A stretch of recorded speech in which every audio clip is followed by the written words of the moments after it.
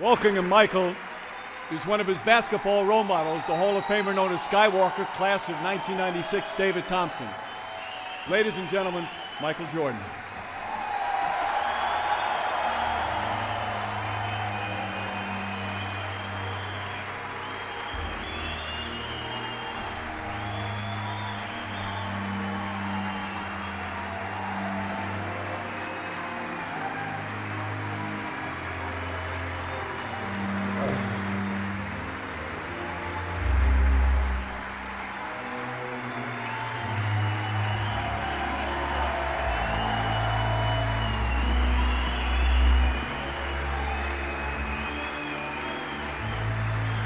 Thank you.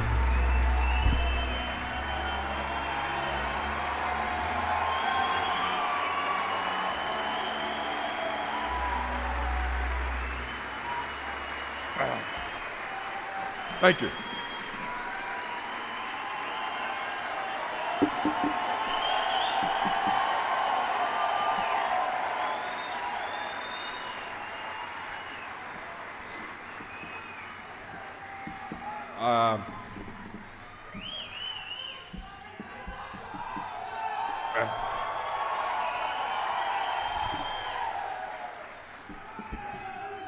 I told all my friends I was going to come up here and say thank you and walk off. I can't. There's no way. I got so many people I can thank. In all the videos, you never just saw me. You saw Scottie Pippen. Every championship I won.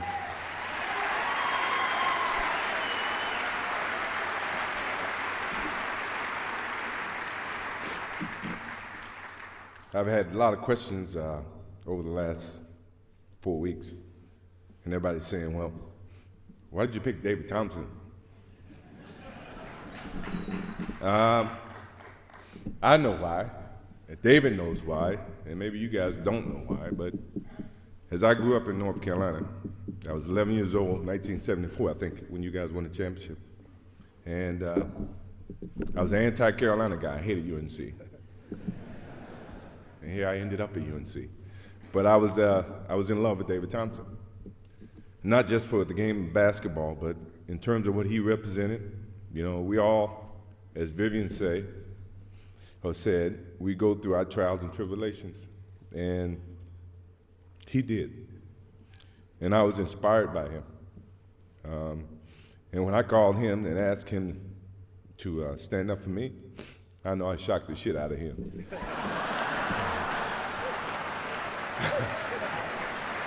I know I did.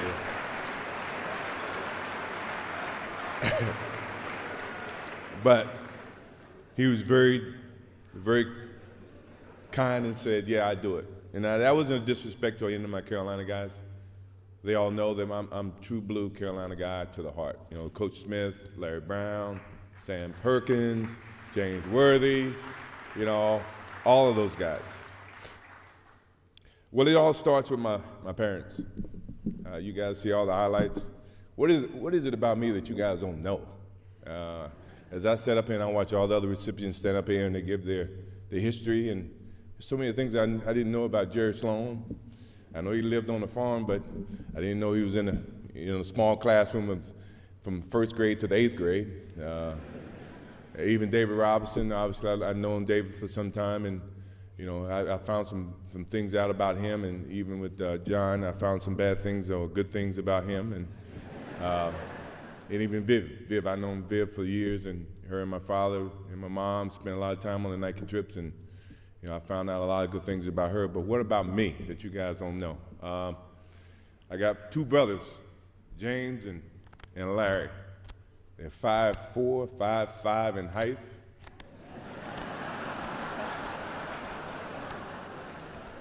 They gave me all I could ever ask for as a brother in terms of competition. You know, you would think that, you know, my brother Larry is a ideal situation where small things come in small packages. This dude fought me every single day. And to the extent that my mother used to come out and make us come in because we were fighting way too much. And my older brother was always gone. He served in the Army for 31 years.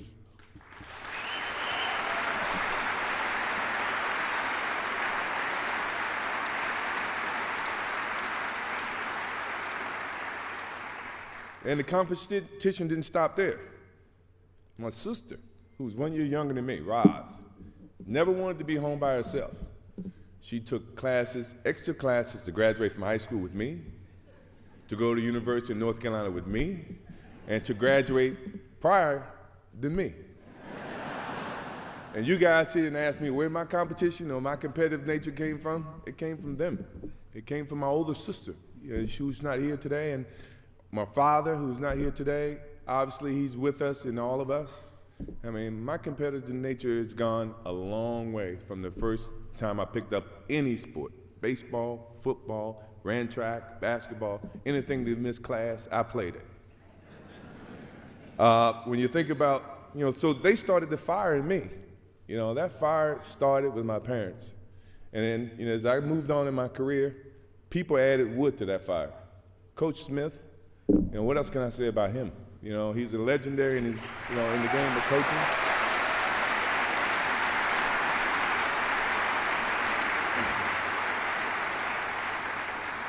And then there's Leroy Smith. Now you gotta think that's a myth. Leroy Smith was a guy, when I got cut, he made the team on the varsity team. And he's here tonight. He's still the same 6'7" guy. He's not any bigger. Probably his game is about the same. But he started the whole process with me, because when he made the team and I didn't, I wanted to prove not just to Leroy Smith, not just to myself, but to the coach who actually picked Leroy over me. I wanted to make sure you understood you made a mistake, dude.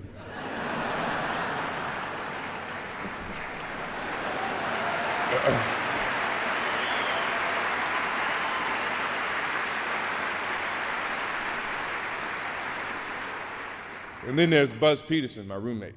Now, when I first met Buzz, all I heard about was this kid from Asheville, North Carolina, who's player of the year. I'm thinking, well, he ain't never played against me yet. So how did he become player of the year? Is that some type of media, exposure? I came from Wilmington. We had two channels, channel ABC and channel NBC. That was it. I never saw NBA sports at all when I grew up. You didn't have CBS affiliation in North Carolina, in Wilmington. So Buzz Peterson became a dot on my board. And when I got the chance to meet Buzz Peterson on the basketball court or in person, Buzz was a great person. It wasn't a fault of his. It was just my competitive nature. I didn't think he could beat me, or he was better than me as a basketball player. And he became my roommate. And from that point on, he became a focal point, not knowingly. He didn't know it. But he did. And Coach Smith, the day that he was on the Sports Illustrated and he named 4 starters and he didn't name me, that burned me up. Because I thought I belonged on that Sports Illustrated. Now, he had his own vision about giving a freshman that exposure, and I totally understand that, but from a basketball sense, I deserve to be on that Sports Illustrated, and he understands that. And it didn't stop there. My competitive nature went right into the pros. I get to the Bulls, which I was very proud that at the time Jerry Reinsdorf didn't own the team. It was another organization, and Rob Thorne drafted me. Kevin Lockett was my first coach. Kevin used to take practices and put me in the starting 5. And he'd make it a competitive thing where the losing team have to run. So now I'm on the winning team, and halfway in the game, halfway in the situation, he would switch me to the losing team. So I take that as a competitive thing by you trying to test me. And by 9 times out of 10, the second team would come back and win no matter what he did. So I appreciate Kevin Lockett for giving me that challenge, providing that type of fire within me. He threw another log on that fire for me. Jerry Reinsdorf. What else can I say? The next year I come back, I broke my foot. I was out for 65 games. And when I came back, I wanted to play. He and the doctors, they came up with this whole theory that you can only play 7 minutes a game, but I'm practicing 2 hours a day. I'm saying, well, I don't agree with that math,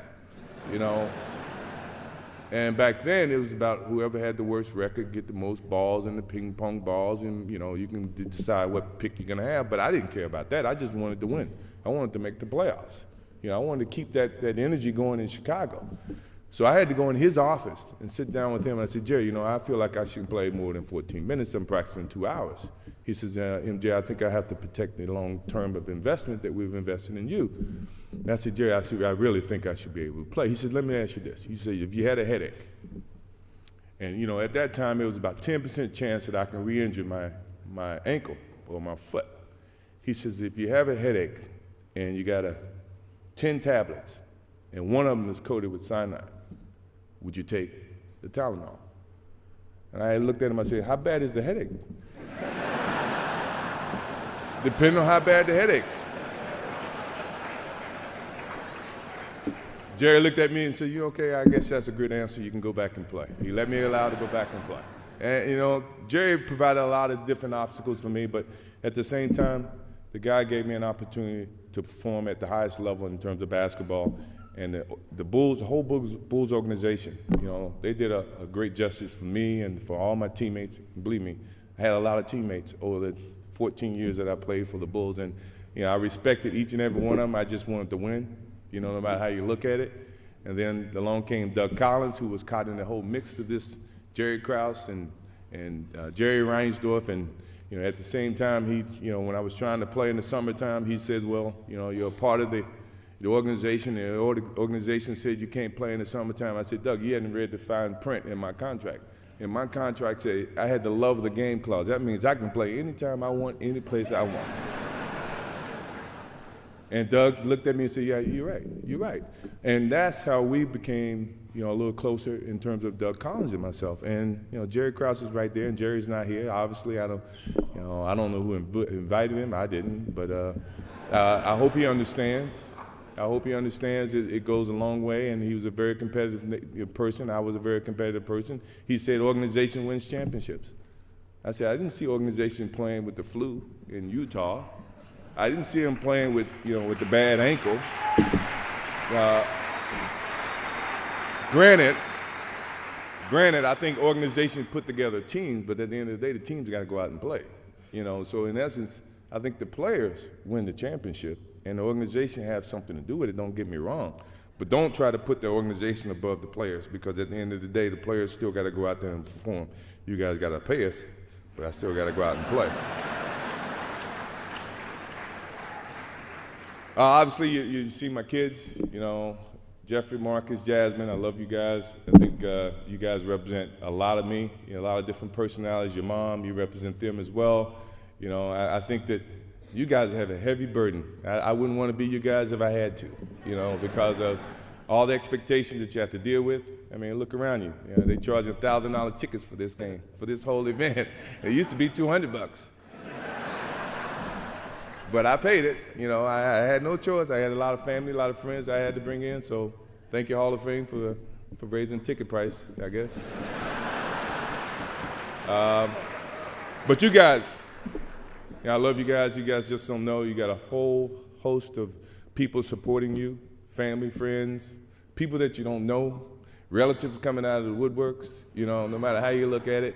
But I think we taught you right. Your mom and I, and hopefully you can make the right decision when the time comes. My mom, what else can I say? My mom never stays still. You think I'm busy. She's always on the go. And without her, she's a rock. She's unbelievable. Right now, she takes over 2 jobs.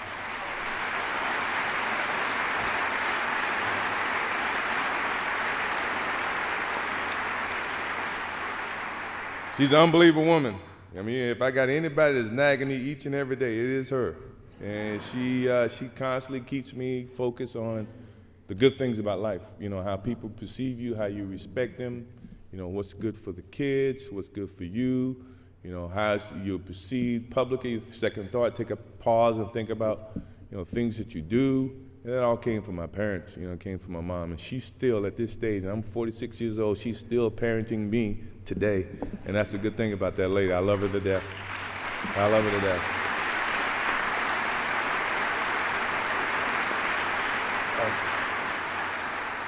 And I'm going to thank a couple people that you guys probably wouldn't even think that I would thank. Isaiah Thomas, Magic Johnson, George Gervin. Now, they say it was a so-called freeze-out in my rookie season. I wouldn't have never guessed, But you guys gave me the motivation to say, you know what? Evidently, I haven't proved enough to these guys. I got to prove to them that I deserve what I've gotten on this level. And no matter what people may have said, if it was a rumor, I never took it as truth. But you guys never froze me out because I was just happy to be there, no matter how you look at it. And from that point forward, I wanted to prove to you, Magic, Larry, George, everybody, that I deserve to be on this level as much as anybody else. And hopefully over the period of my career, I've done that, without a doubt. Even in the Detroit years, we've done that.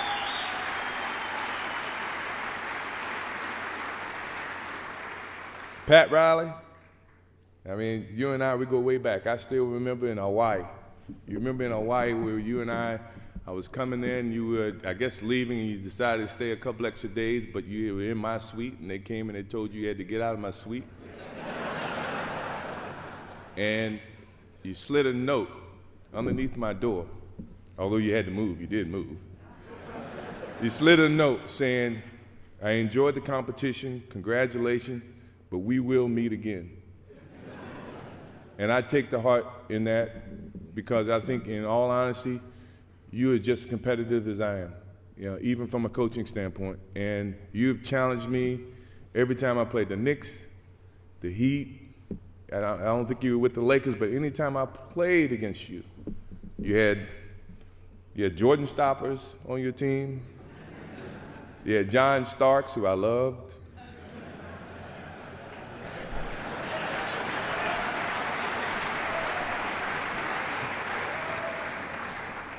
You even had my friend Charles Oakley saying we can't go to lunch, we can't go to dinner because Pat doesn't believe in fraternizing between the two of us. And this guy hit me harder than anybody else in the league, and he was my best friend. Patrick Ewing, we had the same agent. We came out the same time, but we couldn't go to lunch. Why is this? You think I'm going to play against Patrick any different than I play against anybody else? No. And then you had your little guy who was on your staff who became the Knicks coach after you, Jeff Van Gundy. He said, I conned the players, I befriended them, and then I attack them on the basketball court.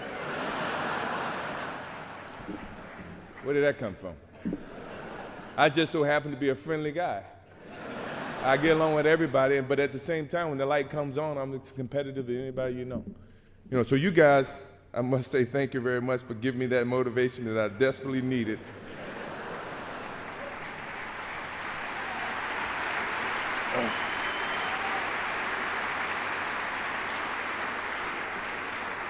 Phil Jackson is, to me, he's a professional Dean Smith. He challenged me mentally, not just physically. He understood the game, along with Tex Winter. They taught me a lot about the basketball game. Tex being the specialist, I could never please Tex. And I love Tex. Tex is not here, but, I know he's here in spirit. He is. I can remember a game coming off the basketball court, and we were down, 5 to 10 points, and I go off about 25 points, and we come back and win the game. And we're walking off the floor, and Tex looked at me and says, there's no I in team. I said, Tex, it's not. It's not an I in team, but it's I in win.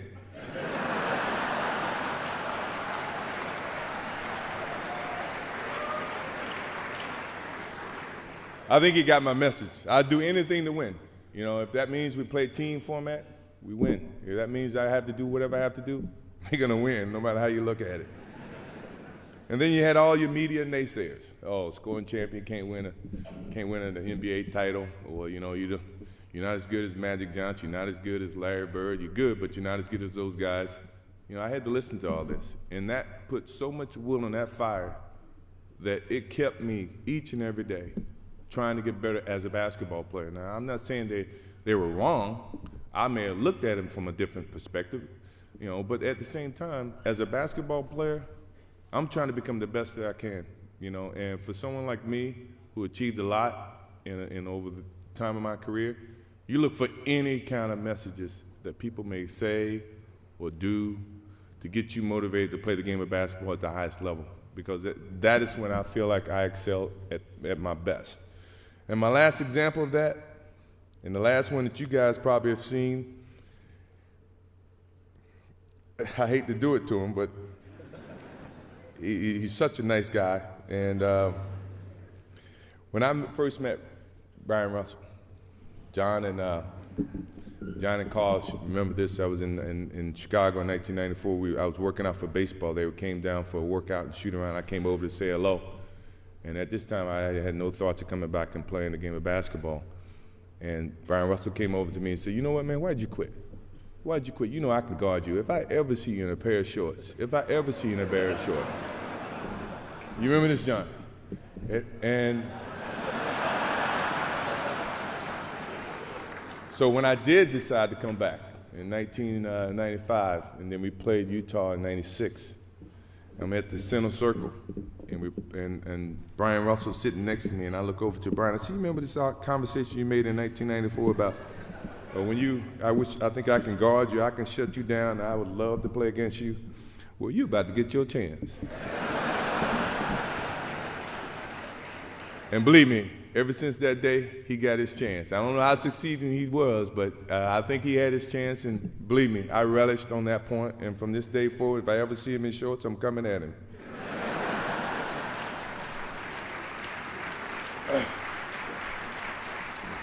I know you guys got to go. I know I've been up here a lot longer than I told my friends I was going to be up here. I cried. I was supposed to get up here and say thank you and walk off, and I didn't even do that. So I appreciate it. Thank you very much. I appreciate it.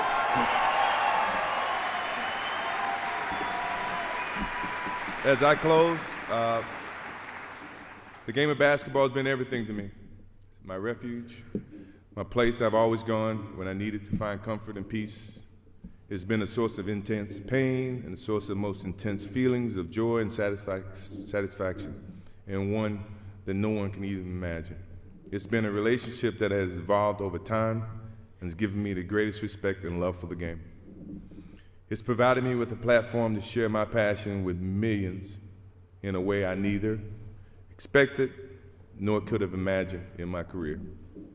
I hope that it's given the millions of people that I've touched the optimism and the desire to achieve their goals through hard work, perseverance, and positive attitude. Although I'm recognized with this tremendous honor of being in the Basketball Hall of Fame, I don't look at this moment as a defining end to my relationship with the game of basketball. It's simply a continuation of something that I started a long time ago. One day you might look up and see me playing the game at 50. Oh, don't laugh. Don't. Never say never. Because limits, like fears, are often just an illusion. Thank you very much. Look forward to it.